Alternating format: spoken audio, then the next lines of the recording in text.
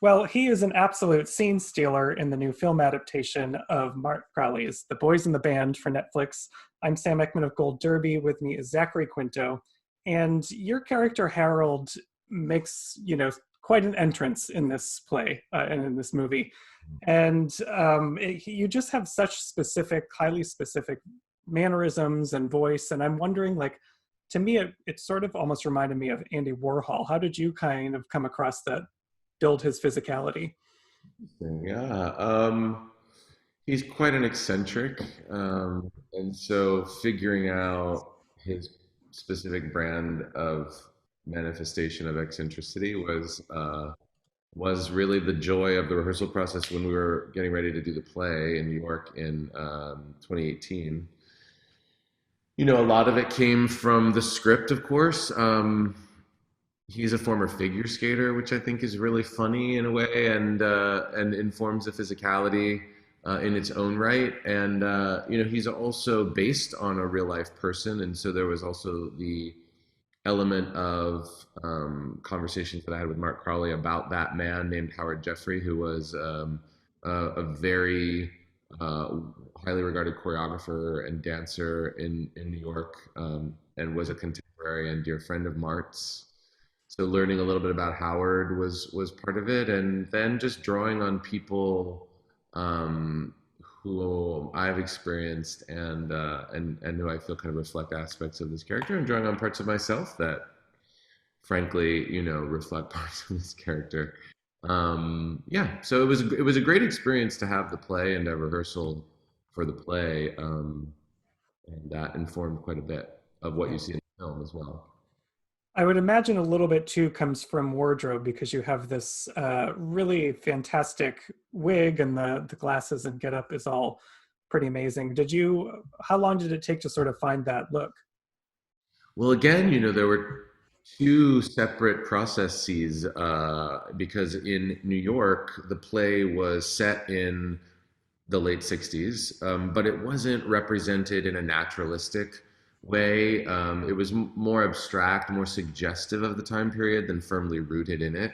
And so the costumes were a mix of vintage pieces, but also contemporary pieces. And that informed a certain aspect of the character with David Zinn, who was the incredible scenic and costume designer on the play. But then when we came to do the movie, there was this whole other level of detail because we did firmly root the movie in the period. And so Lou Eyrick, who is the incredible costume designer, really had some amazing ideas about what that would be.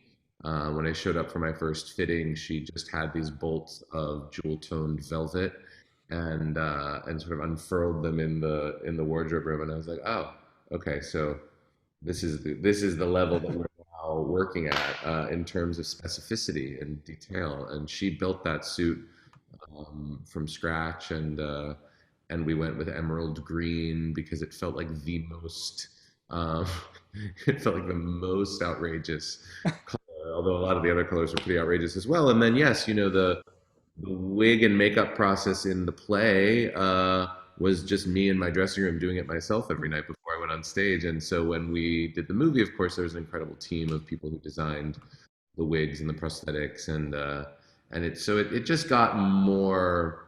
I would say it just got more specific as we did the film, because obviously when you move that close into telling a story, things have to adjust for really for the proscenium, right? So you go from a, you know, I don't know what, 70-foot proscenium to a inches proscenium, and you have to kind of focus on the detail in both how you prepare for a character and how you perform a character.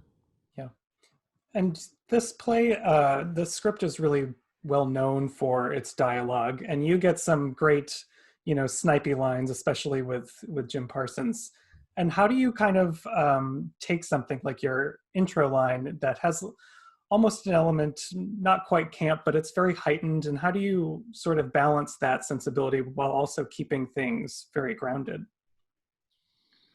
That's a good question. I mean, Harold moves through the world and speaks in that way. And so it really becomes a matter of kind of justifying how someone could use such heightened language in pretty common interactions and get away with it. There is this kind of bombastic, extroverted, performative quality to Harold, and it is rooted, I think, in a deep psychological truth. So for me, it was about kind of understanding what that truth is, which is a kind of transmutation of his self-loathing into power.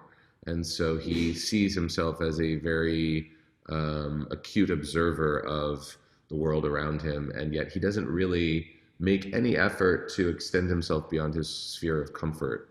And so that allows for this kind of um, outrageous way of communicating. Really, I don't know the word to describe it. But it was great fun to find that line and explore it throughout the process. Yeah, and despite despite some of the cattiness that comes out in uh, the dialogue towards the end, especially, it seems like the whole cast really genuinely got along together. So I was just kind of wondering how that translates into the on-set atmosphere. Oh, it's delightful.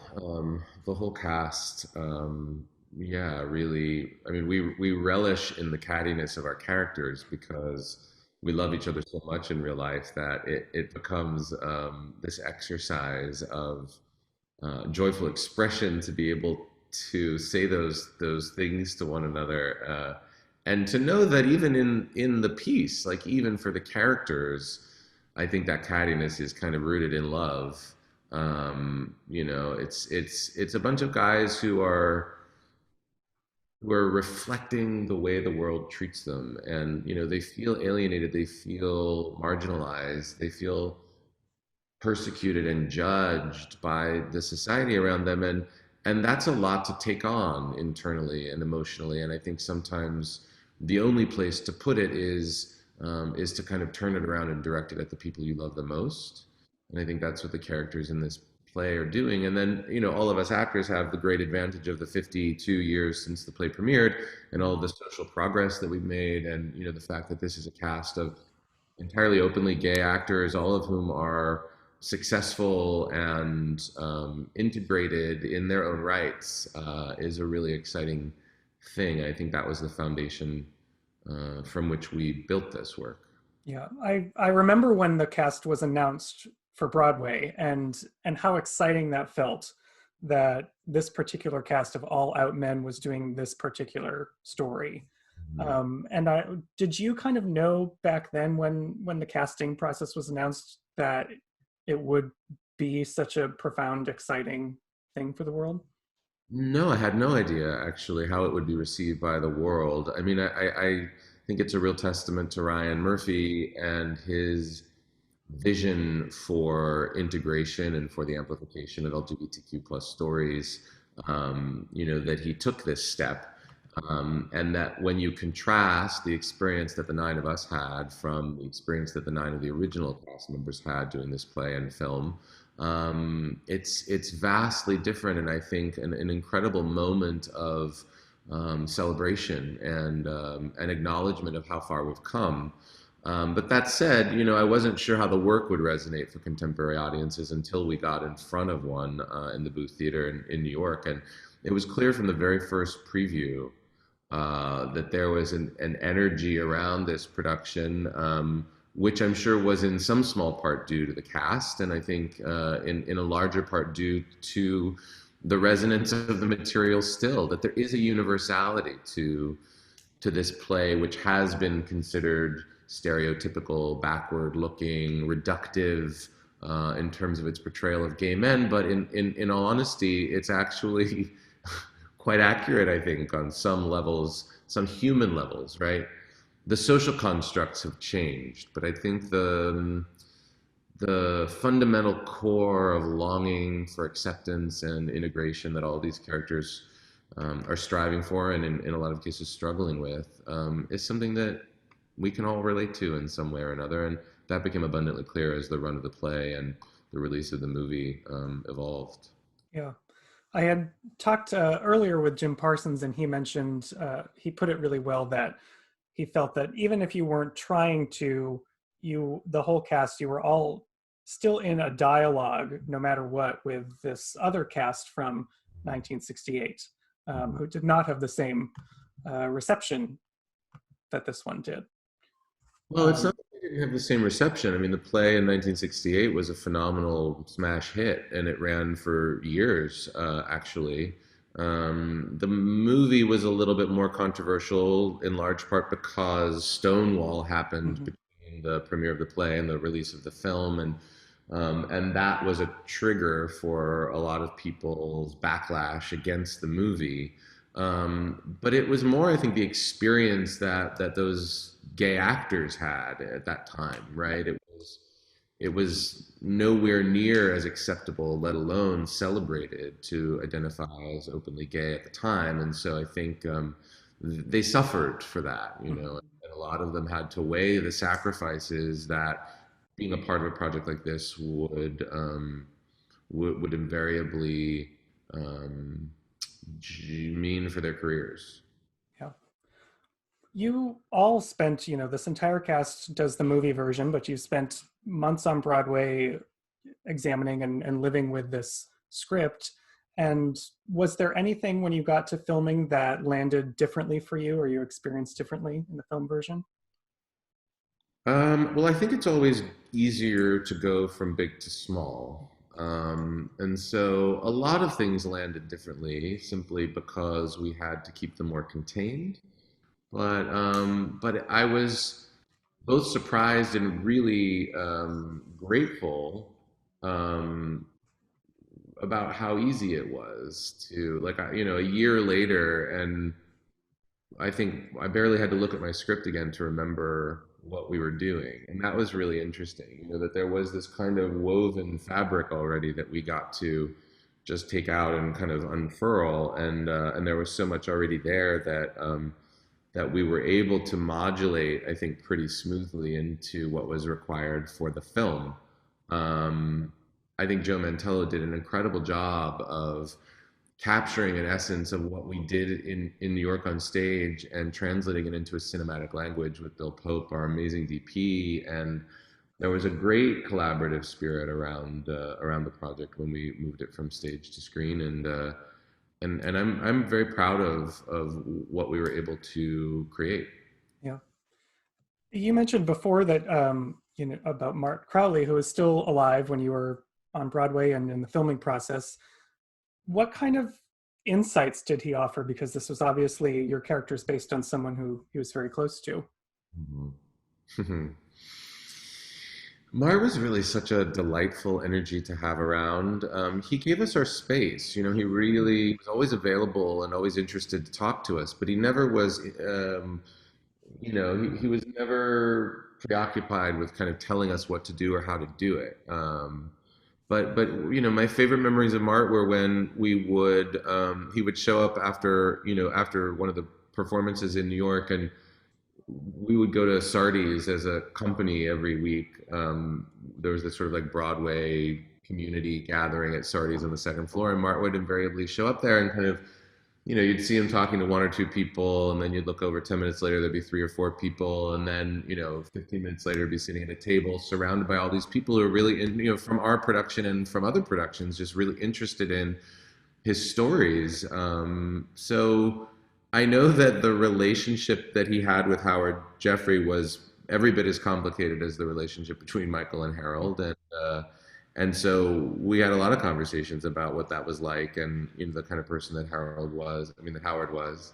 Um, but yeah, I mean, the fact that, like, that there's a moment in the film, in the story, where Harold's unwrapping his birthday presents and he gets this picture frame, and we don't really understand in the audience, like, what it is, but we know it's from Michael to Harold. And so talking to Mart about that, which actually happened, he actually had Yeah.